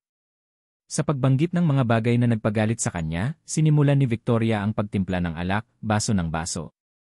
Makalipas ang isang oras, umupo si Shay sa kandungan ng nobyo, mukhang tipsy. Sabi niya, Victoria, pupunta kami ng boyfriend ko sa isa't isa. You guys take your time to chat. Namula ang mukha ni Victoria nang makitang matalik ang pag-ugali nilang dalawa sa isa't isa. Pagkaalis nilang dalawa, biglang umupo si Bale sa tabi ni Victoria mula sa tapat at inabot ang kamay niya para hawakan. Marahan niyang ginulo ang buhok nito at pinuri, Honey, you are really a stunning beauty. I've never met a woman as charming as you. Nagmamadaling itinulak ni Victoria si Bale at sinabing, Bale, please show some respect. Natatawang sabi ni Bale, i-drop mo ang pagkukunwari, maganda. Hindi ka rin ba interesado sa akin? We had such a pleasant chat, I know you like me too. Don't worry, walang ibang makakaalam sa ating dalawa. Mataimtim na paliwanag ni Victoria, Bale, huwag kang magkamali. I was chat with you purely because I want to learn French. It has nothing to do with you personally. Engaged na ako at ang fiancé ko ay ang ama ng kaibigan mo. Natuwa si Jordan nang makitang tinatanggihan ni Victoria si Bale. Gayunpaman, nang marinig niyang sinabi ni Victoria na ang kanyang kasintahan ay si Russell at hindi ang kanyang sarili, nalungkot siya. Malinaw na fiancé mo ako. Naikuyom ni Jordan ang kanyang kamao at patuloy na tumitig sa screen na may matinding galit. Sa sandaling ito, mapilit pa rin si Bale. Sabi niya sabay malisyosong ngiti, Beauty, may 3 araw pa bago ka ikasal. Ano bang masama sa paggawa ng kabaliwan bago ka ikasal? Halika na, baby. Patuloy na umaatras si Victoria at nagbanta, kung darating ka ulit, hindi ako magpapakatanga sa'yo. Alam ni Jordan na nagpraktis si Victoria ng taekwondo, at maaaring hindi kalaban ni Victoria ang mga ordinaryong lalaki. Gayunpaman, tila medyo malakas si Bale, kaya maaaring hindi siya matalo ni Victoria. Tumawa si Bale at sinabing, sige, makikita ko kung gaano kakagalit sa akin. Galit na galit si Victoria, itinaas ang kamay at sinubukang sampalin si Bale. Doon ko lang namalayan na nanghina ang kamay nito nang malumanay itong lumutang bago dumapo sa mukha ni Bale. Sinamantala ni Bale ang pagkakataong hawakan si Victoria sa pulso na may malisyosong ngiti sa labi. Paano iyon posible? Ikaw. Na-spike mo ba ang inumin ko? Biglang nagbago ang ekspresyon ni Victoria. Damn! Nang makita ang eksenang ito, agad na tumayo si Jordan mula sa kanyang upuan at sumigaw, lahat, pumasok sa villa ni Russell.